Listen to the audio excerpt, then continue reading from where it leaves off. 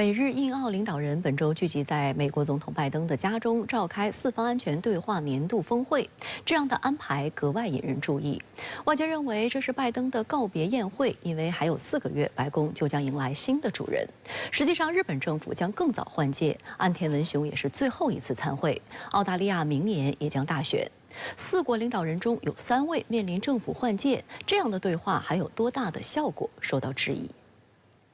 日本首相岸田文雄、印度总理莫迪以及澳大利亚总理阿尔巴尼斯已陆续抵达拜登的老家特拉华州威尔明顿市。由于拜登已经宣布不竞选连任，这将是拜登最后一次出席四方安全对话峰会。日本、印度和澳大利亚3国基本勾勒出美国所谓印太战略的地理轮廓，因此四方安全对话机制被美国视为印太战略重要支柱。 拜登上任后不久就拍板提升这一机制的层级至领导人级别会议，释放出加强印太战略的政治信号。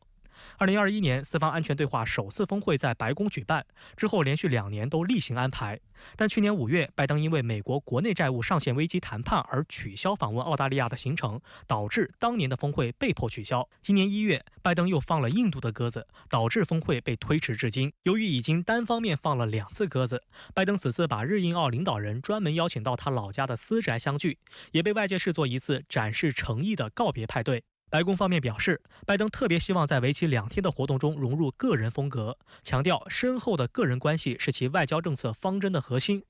根据安排，在周末2天的时间里，拜登会自豪地展示他位于湖边的别墅，并希望与盟友们分享自己职业生涯的重大时刻。 We believe that you'll see coming out of this summit that the Quad is more strategically aligned and more relevant than ever before.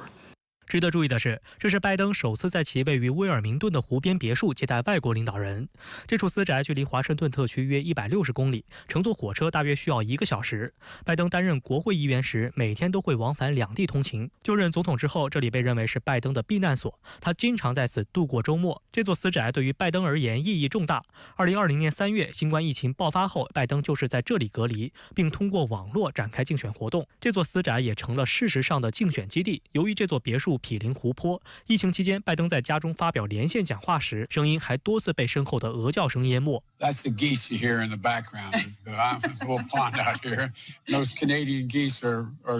trying to get away from the virus. Anyway. 当地时间20号，拜登在家中接待了澳大利亚总理阿尔巴尼斯，两人热情交谈，并在拜登十分喜欢的湖边攀谈。根据安排，拜登还将邀请领导人们在他的高中阿奇米尔学院共进晚餐。据悉，拜登想要在家乡做东，就是受到日本首相岸田文雄的启发。去年7国集团峰会在岸田的家乡广岛举行，而这次四方安全对话峰会也将是岸田的毕业派对。值得一提的是，拜登夫妇名下有4处房产，其中用作这次接待的湖滨别墅用地4英亩，于1996年以35万美元的价格购入，建有约654平米的别墅。拜登通常称之为家，这里承载了拜登的记忆。拜登任参议员时，曾一度被称为美国国会最穷的人。当时他的儿子与脑癌做斗争，拜登一度考虑卖掉家来支付医疗账单，但后来奥巴马主动借钱帮助他渡过难关。 此外，拜登在特拉华州里霍伯斯海滩还有一栋海滨别墅，于2017年夏天以270万美元购入。拜登曾表示，在海滩上买一处住所是他的梦想。据透露，今年7月20号晚，拜登就是在这里独自坐了一夜，隔天就做出了退出竞选连任的重大决定。拜登政府在对华竞争的这样一个战略导向的情况下，他是非常重视 利用这个美日印澳这个机制来强化它的盟办体系，从而来塑造一个对中国的这样一个竞争优势。在自己这个执政快要结束的时候，还要举办这样一次首脑峰会，也表明他非常想把这个美日印澳这个合作 作为他重要的这样一个外交遗产。至于峰会聚焦的议题，美方老调重弹称，希望通过美日印澳联盟对抗中国日益增长的影响力。据透露，4国领导人将在21号的会谈后发表联合声明，其中包括推动印太地区基础设施建设等内容。此外，美方声称，外界可以在联合声明中看到关于南海问题有史以来最强硬的措辞。白宫方面进一步透露，峰会预计将宣布成立联合海上安全和海岸警卫队合作，4国海警联合巡航行动将于明年初正式启动，目的是在南海和周边水域轮流巡逻。针对所谓中国非法捕鱼船队，美日印澳4国还正考虑让日本、澳大利亚和印度的海上执法机构官员等在明年初登上美国海岸警卫队的船只。观察认为，相较于4国联合军演的高层级大规模，美日印澳深化海警联合巡逻相对低层级小规模，但此类行动的频率和强度都有可能大倍增强。他们先要加强这样一个联合巡航机制，其实就是要在一些低敏感度的灰色领域加强这样一个合作的情况，从而塑造一种这个合作的态势。那么将来可能在更多的议题领域加强这样一个合作，但是很显然这些目标的实现呢，也是取决于方方面面的条件，包括他们内部的协调程度。就在峰会开始前不久，美国被爆出不会从菲律宾撤走中程导弹系统低风。今年4月，美国在靠近台湾岛的菲律宾吕宋岛部署该系统，用以参与年度美菲联合军演。原计划在9月军演结束后撤离，然而美国方面迟迟未动。9月16号，菲律宾国防部长特奥多罗在接受美国哥伦比亚广播公司60分钟采访时，也给出了非常模棱两可的答复。Do you plan to keep mid-range missiles capable of reaching mainland China at some of your bases? I can neither confirm nor deny if there is such a plan. 当主持人追问此举显然会激怒中方为何菲律宾执意为之时，特奥多罗则辩称此事与中国无关，连美媒都对这个回答感到震惊。It's none of China's business that you have a missile that could reach their shores. 在19号的中国外交部记者会上，发言人林健对美菲的最新表态表示严重关切。我们敦促有关国家正视地区国家的呼声，尽早的纠正错误做法，停止挑动军事对抗，按此前公开承诺，尽快撤走中导系统，不要在错误的道路上越走越远。尽管美国试图拉拢盟友在中国周边频频挑事，但相关举措能发挥多大效能则引发质疑。美日印澳领导人中，拜登和岸田都将是最后一次参会，而澳大利亚将在明年举行大选，这一切都为四方安全对话的未来发展增添不确定因素。分析认为，虽然四方安全对话非常高调，但种种迹象显示，这次峰会的象征意义远高于实际，还有很多陈词滥调难以落实。另一个重大挑战是，四国之间仍然存在不小的温差。在对华态度上，澳大利亚政府正努力改善中澳经贸联系，因此很难在安全议题上配合美方的政治诉求。而中日在20号还共同发布声明，涉及福岛核污染水排海问题，日方罕见同意中方单独取样监测，外界认为这是中日关系转暖的一个契机。此外，印度一直被认为是四方安全对话机制的短板。例如，在俄乌问题上，印度很显然和美日澳的态度截然不同。尤其是美国总统拜登今年连续拒绝访问印度的邀请，取消原定在印度召开的峰会，这都让印度方面十分不满。甚至有观察指出，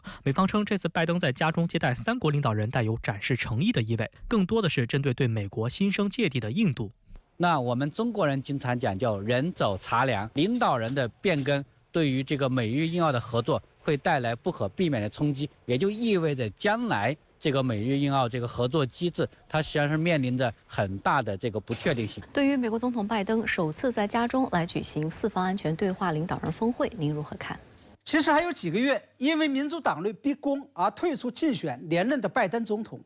就要心不甘情不愿地被迫中途下车了。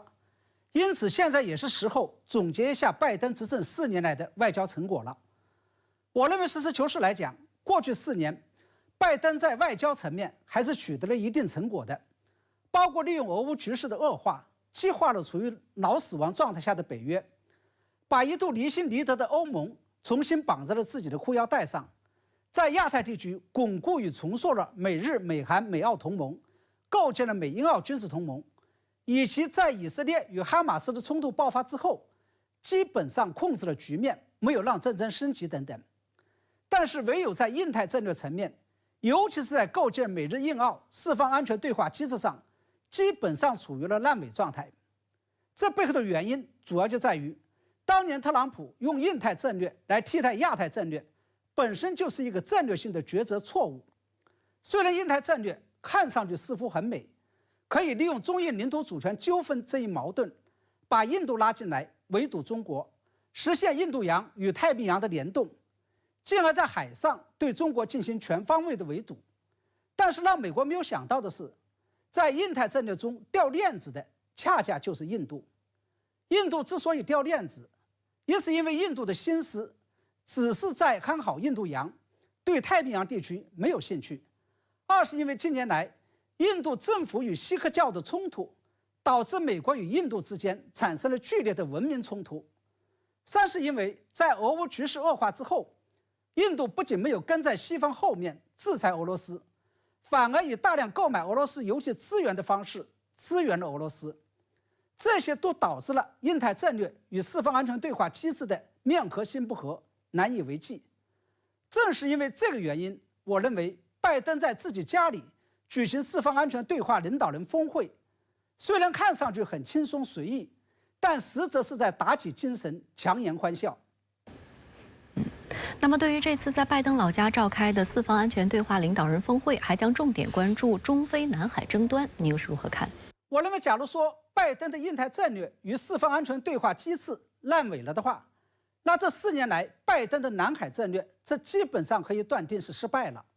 大家知道，拜登南海战略的核心就是利用中非南海主权之争为抓手，挑动中国与东南亚国家的对立，尤其是离间中国与东盟的关系，进而让东盟加入到印太战略当中来。然而，由于美国在支援菲律宾政策上的跳票，这就不仅导致菲律宾对美国的信心产生了动摇，而且导致其余的东南亚国家进一步看穿了美国的花拳绣腿。所以我们看到，在拜登执政的4年，一是其余跟中国存在南海主权争议的国家并没有接受美国的挑唆，跟在菲律宾后面向中方发起挑衅；二是中国与东盟的关系仍然如故，并没有其他东南亚国家跟在菲律宾后面在中美之间选边站队；三是并没有任何一个国家公开表态要加入印太战略。而在我看来，在支持菲律宾介入中非南海主权之争上，拜登政府之所以会跳票，主要是因为美国自身陷于了3大战略困境当中难以自拔。其次，美国的醉翁之意不在酒，他怂恿菲律宾挑起中非南海主权之争的真正目的，是要利用菲律宾独特的战略地理位置来包围台海，并不是为了帮助菲律宾争抢南海主权。其二，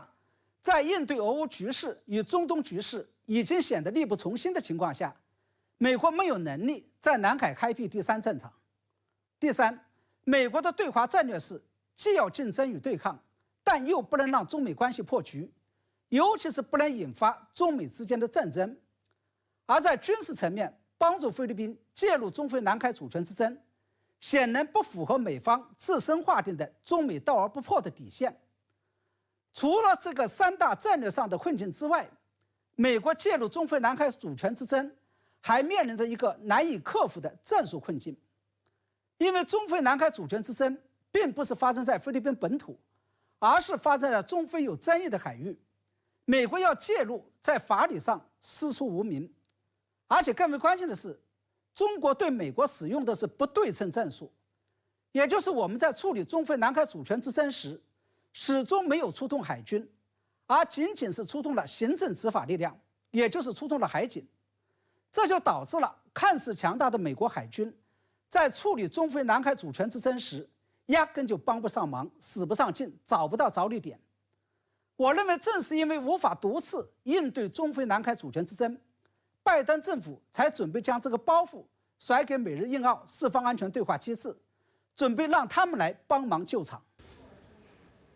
由拜登政府主导的本次美日印澳四方安全对话机制的重要议程之一，就是准备动用4国的海岸警卫队来进行联合巡逻，以打击中方在印太海域作业的所谓非法捕鱼船队。您对此又是如何看？说实在的，第一眼看到这个消息的时候，我还真是有点不太敢相信自己的眼睛。众所周知，美日印澳4国实施的印太战略以及成立四方安全对话机制的初衷，是要打造维护自由开放的印度太平洋这个幌子，从海上对中国进行全面的遏制与围堵。也就是说，这本来是一个看上去属于意识形态与安全层面的所谓大战略，并且这个大战略是要由美日印澳4国的军事力量来执行的。而本次4方峰会讨论的却是要利用4国的海岸警卫队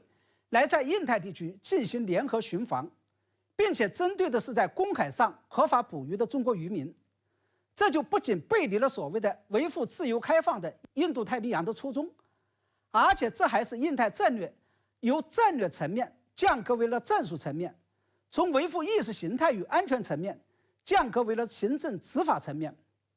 那么问题就来了，美日印澳四方，尤其是拜登政府为什么要这样做？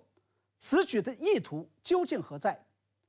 我认为他们这一动作实际上是在虚晃一枪，对付中国渔民是假，对付中国海警才是真，或者说他们只不过是以对付中国渔民为幌子，为联手出动4国海岸警卫队来对付中国海警寻找了一个冠冕堂皇的借口。这背后的原因不仅仅是因为中国海警是中国渔民的真正守护神，他们联合出动海岸警卫队来对付中国渔民，就必然会跟中国的海警正面杠上。而且更为关键的是，这些年来中国利用海警来应对中菲南海主权争议的做法成效非常的明显，为维护中国的南海、东海与台海主权立下了汗马功劳，同时还让美国强大的海上军事力量处于了老虎吃天不知从何下嘴，干着急而又没有办法，找不到合法有效与正当的着陆点的这么一种状态。正是在这种情况下，为了解决无法出动海军来对付中国海警的尴尬，他们才决定以富渔为名，联合4国的海岸警卫队来对付中国的海警。那么假如美日印澳真的就是达成了共识，那也就意味着中国与美日印澳的海上执法力量正面博弈的大幕将正式拉开。未来中方在处理东海、南海、台海，尤其是处理中菲南海主权之争时，有可能会碰上美日印澳4国联手组建的海岸警卫队。